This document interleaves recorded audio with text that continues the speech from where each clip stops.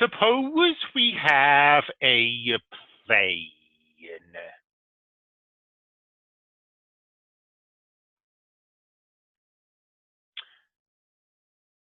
Now we're thinking of this plane as existing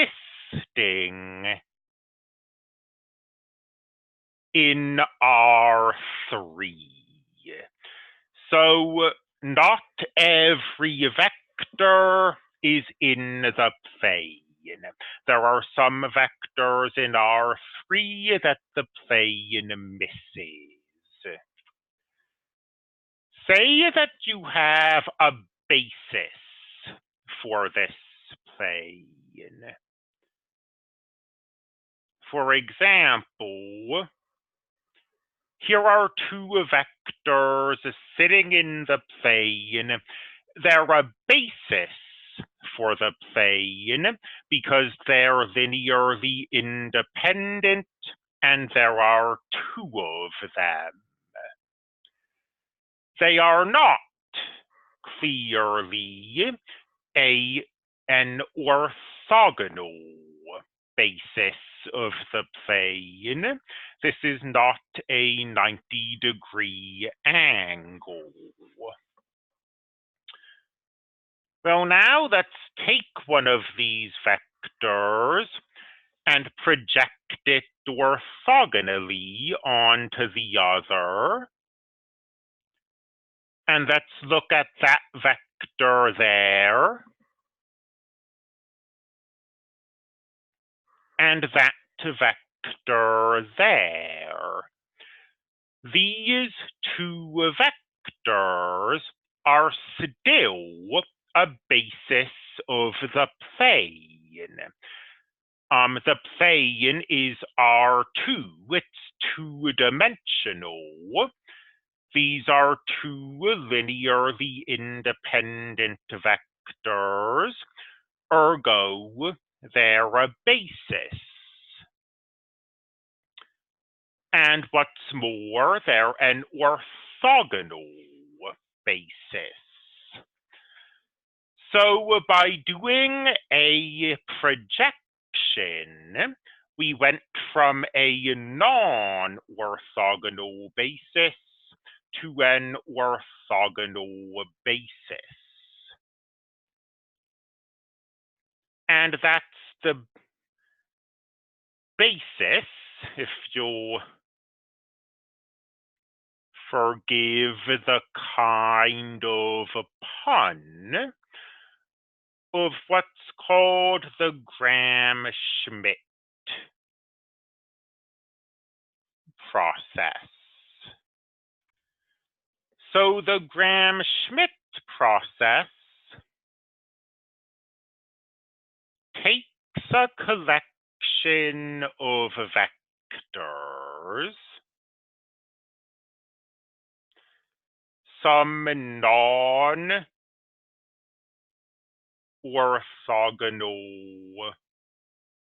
basis of a subspace, and it spits out a new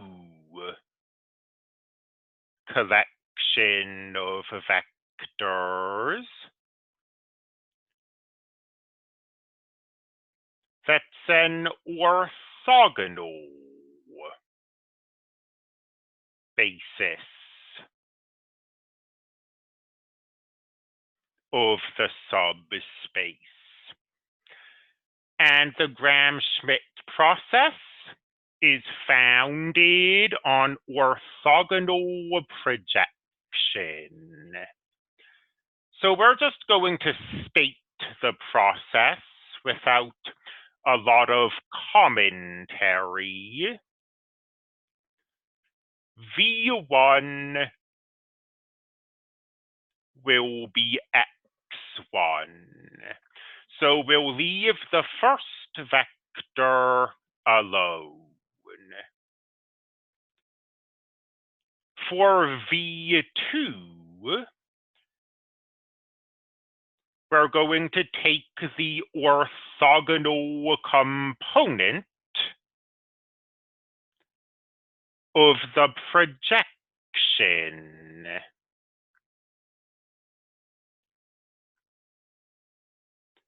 Like so. So this is the orthogonal component of the projection in terms of this picture. It's this. We're projecting and we're taking this component. In particular, we're projecting x sub 2 onto v sub 1 and taking the orthogonal component. For v sub 3, we're going to project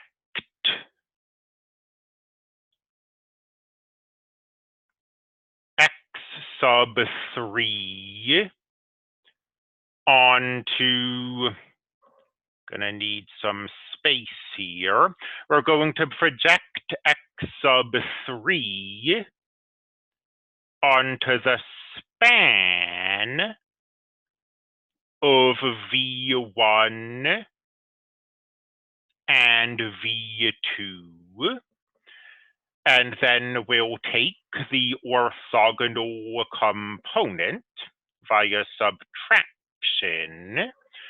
So v sub 3 will be x sub 3 minus the projection onto v1 minus the projection on to v2. And so on down the line. That was v sub 3. V sub 4 will be x sub 4 minus the projection onto v sub 1 minus the projection onto v sub 2 minus the projection onto v sub 3. In general, v sub n is x sub n minus the projection onto all of the v's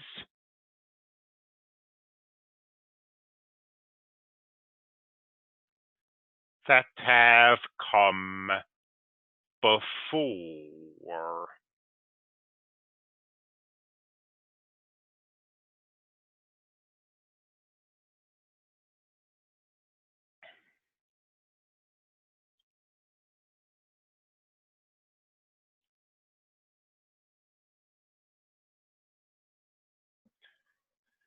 So doing the Gram-Schmidt process is not the most exciting thing in the world, but it is very mechanical. It's just an algorithm that you follow step by step.